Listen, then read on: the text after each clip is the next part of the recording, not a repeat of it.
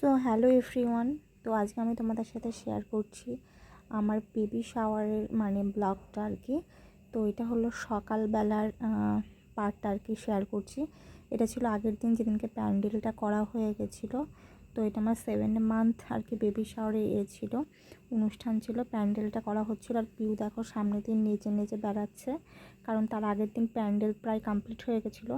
আর তোমরা তো জানোই এই জুন মাসে কি বিভৎস গরম না পড়ছিল, ভ্যাপসানো গরম। আর আমার বেবি শাওয়ার ছিল আর কি আষাঢ় মাসের 1 তারিখ, 9টার দিকে আসবে কিন্তু মা প্রচুর ঠাকুরমশাই।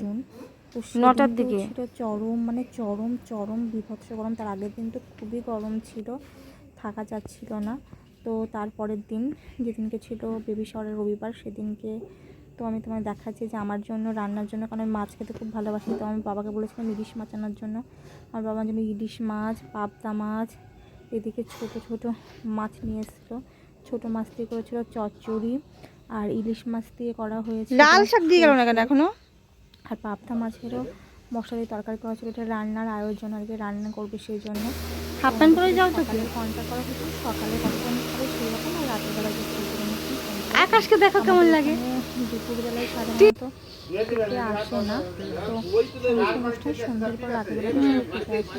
তো এখানে ধোবে ধোবে না, ধুলে হবে না। তো আমিও খুব আর কি বিজি ছিলাম, তো সে আমি কিছু নিয়েছি। 500 টাকা রান্না হচ্ছিল। আর বাড়িতে আমার কাকিমা সমস্ত জিনিস টুকটাক করে গুছিয়ে দিচ্ছিল আর রান্নার প্রিপারেশনের জন্য, যেটা আমার স্বাদে আর কি দেওয়া হবে ভাত তরকারি। আর আকাশটাকে এখানে বাইরে চা খাচ্ছে, স্কুলের দিকে আকাশ কেমন সকালবেলা ভয়ানক ডার্ক আকাশ হচ্ছে, কাজ করছে আর কি। সেটাকে প্যান্ডেলের টুকটাক যে কাজগুলো কাজ করছে সেগুলো করছে। আর ওদিনকে আবার কিছু ওদিনকে দশটা করা ছিল। তো 10টাতে অনেকেই মাছ মাংস খায় না, আর করে না, সেই জন্য কিছু ড্রেস আর কি আসেনি। তাদেরকে বলেছে এত গরম করছে, মানুষ কাজ করে হাঁপিয়ে যাচ্ছিলো, কাজ করতে পারছিল না। বাবাকে তো বারবার বাজারে যেতে হচ্ছিলো, আর করতে হচ্ছিলো, বারবার বাজারে যাচ্ছিলো, আর করছিলো। আর এখানে বাইরে রান্নাঘর থেকে গ্যাস আর কি বের করে নিয়ে বাইরে সব প্রিপারেশন করছিলো। আর আমি একটু এত মোটা হলাম কি করেন বলো, চুড়িগুলো বিয়ের যেমন শাখা পলা ঢোকে না, শাখা পলাগুলো একটু সাইজ হয়ে যাবে, অনেক ছোট হয়ে যাবে না। কত ওয়েট গ্যালারি স্নান করছিলাম তখন গ্যালারি সাবান দেওয়া হাতেই আর কি ঢুকিয়ে নিয়েছিলাম পলাগুলো, ঢোকাইনি। আর এটা মুখটা ঘুরিয়ে পড়াও, ওটা মুখটা পেছন দিকে দাও ছিল। হ্যাঁ, পলাগুলো পরতে আর কি শাখা পলাটা পরে নিচ্ছিলাম, রেডি হয়ে নিচ্ছিলাম, কারণ সকালে যে ব্রাহ্মণ এসে যে অনুষ্ঠান থাকে দুধ পোড়া খাওয়ানো, তারপরে আর যে রিচুয়ালস সেগুলো ওর জন্য আমি তাড়াতাড়ি করে স্নান করে রেডি হয়ে নিচ্ছিলাম। তো দেখো আমার বিয়ের মধ্যে এই টাকাটা শুধু গচ্ছিত আছে আর সব গাছে গোল্লাই। আমি বলেছিলাম যে আমাকে নিচে হয়ে বসে ছিল, এই যে আমার হাত আর আমার পরে হাফ প্যান্ট, ওকে আমার বোর শখ পূরণ করতে গিয়ে বরের হাফ প্যান্ট হয়ে যায়। ওই জন্য কেক আনতে বলেছিলাম, তো হচ্ছে কেকটা নিয়ে আসবে রিয়া। তো কেক আনতে আনবে বলে রিচা ওকে বারবার ফোন করছিল যে কখন আর কি নিয়ে আসবো। এই জন্য রিচাও খুব ব্যস্ত ছিল, বাইরে কাজকর্ম করছিল, এটা সেটা এগিয়ে দেয়া। তো আর আমাকে দেখো সুমন হচ্ছে সাধে আমার একটা কি কোমর চাবি বলে, তো কোমর চাবির খুব ইচ্ছা ছিল অনেক দিন ধরে। সুমনকে বলেছিলাম রাজস্থান থেকে নিয়ে আসার জন্য, কিন্তু রাজস্থানে তো রূপোটা ভালো হয়, কিন্তু সুমন এবার রাজস্থান বিকানিরকে ওর টাইমই পায়নি, ওর তো যা গাড়ি ছিল টাইম পায়নি। এই জন্য হচ্ছে গিয়ে আবার ওকে গিয়ে বলেছে রাজস্থানের ওর কোনো কলিগ বলেছে রাজস্থানের হচ্ছে গিয়ে রূপোটা জার্মান সিলভার, এর জন্য এখানে কালো হয় না, আমাদের ওখানকারটাই আসল রূপো, এই জন্য কালো হয়েছে। কিন্তু আমাদের বার্নিয়াতে আমি পায়ের তোড়া আর কি পায়ের নুপুর এইসব নিয়েছিলাম, আমার খুব কালো হয়ে গেছিলো, এই জন্য ইচ্ছা ছিল বার্নিয়া থেকে নেবো না।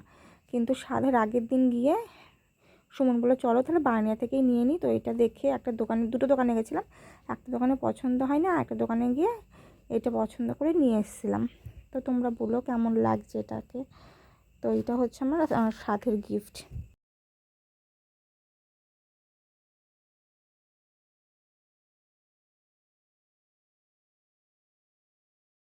আর আমি স্নান টান করে হচ্ছে রেডি হয়েছি। তো আজকে আমার বেবি শাওয়ার, 7 মাসের বেবি শাওয়ার আর কি। তো স্নান টান করে রেডি হয়ে গেছি। শাড়িটারি এখনও পরিনি, শাড়ি পরবো আর কি। আর সন্ধেবেলার দিকে সাজবো, কারণ বিভৎস গরম, এই বিভৎস গরমে মেকআপ টেকআপ কিছু করছি না এখন, শুধু জাস্ট যে নিয়ম কাজগুলো থাকে ওইগুলো মানে আমি করে নেব, খেয়ে দিয়ে নেব আর কি, সেগুলো করে নেব।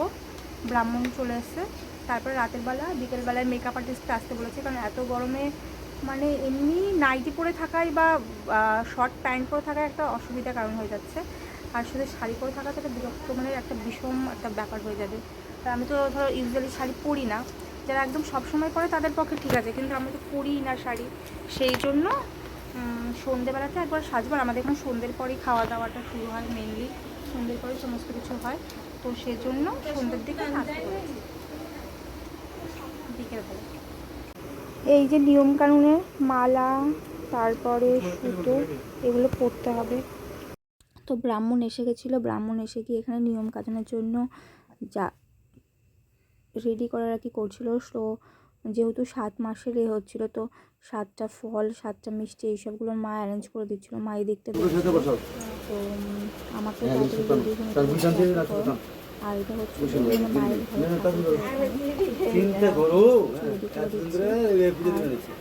না না ঠাকুর কোনো ঘুরান ছিল, ওই দিকে ছিল, ওই দিকে ছিল, কয়দিন ধরে এমন করছে, কয়দিন হচ্ছে আর কি সব রেডি করছিল। আর আমার পায়ে আলতা পরিয়ে দিচ্ছিল, কারণ সবাই একটু ব্যস্ত ছিল, আলতা ব্যস্ত, বাইরে কাজে ব্যস্ত।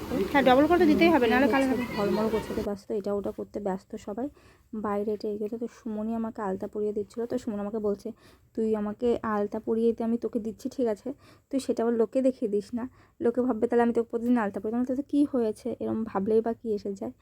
তো তো কথা বলতে বলতে আমরা এই আলতাটা পরে নিচ্ছিলাম। আলতাটা পরা হয়ে গেলে আমি শাড়ি পরে তারপরে ওই ব্রাহ্মণের ওখানে যে অনুষ্ঠানটা হবে সেখানে বসবো, তার জন্য রেডি হয়ে নিচ্ছিলাম। আলতা রাঙা পায়ে আজ নতুন নুপুর পড়েছে।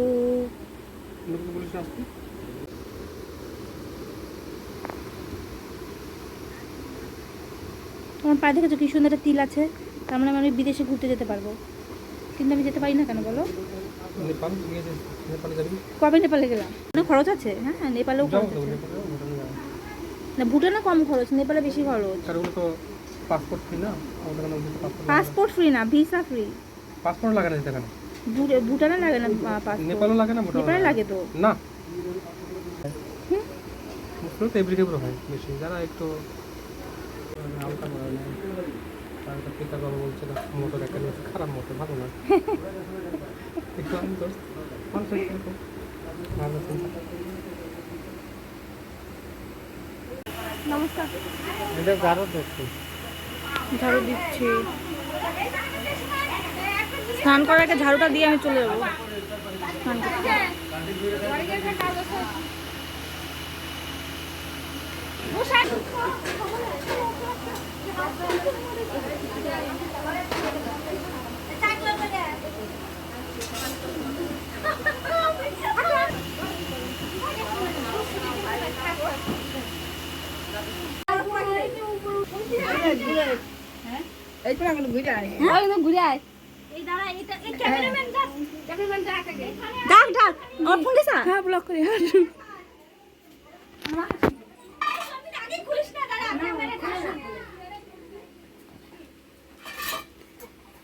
ছোট হয় যেন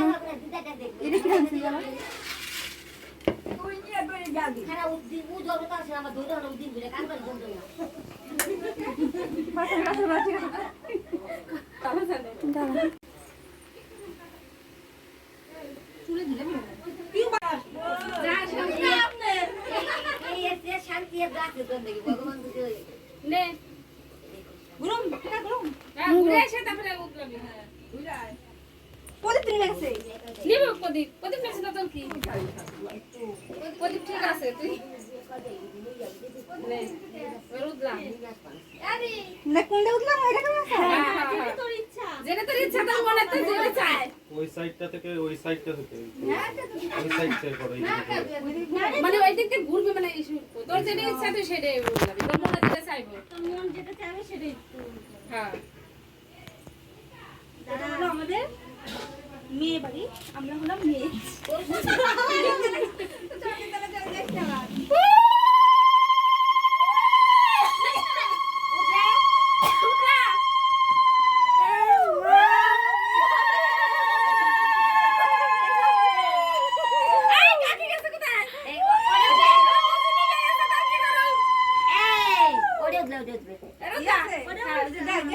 ওই তো ওইটা খোল। চুলটা দিদা গেল কোথায় এ কাকি ধরো কান থেকে উঠাও বলা তুমি তো আজ একদম নাম বন্ধ কান কান দিয়ে দিন বলি রাখো এই তো আমার কোলে দে দেখছি তাড়াতাড়ি হ্যাঁ হ্যাঁ আই যে কি রানি বাকি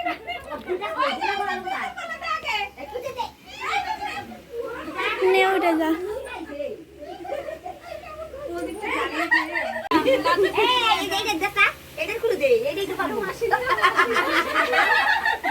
পালার সময় নাই, পালার আগে বিয়ে বিয়ে করে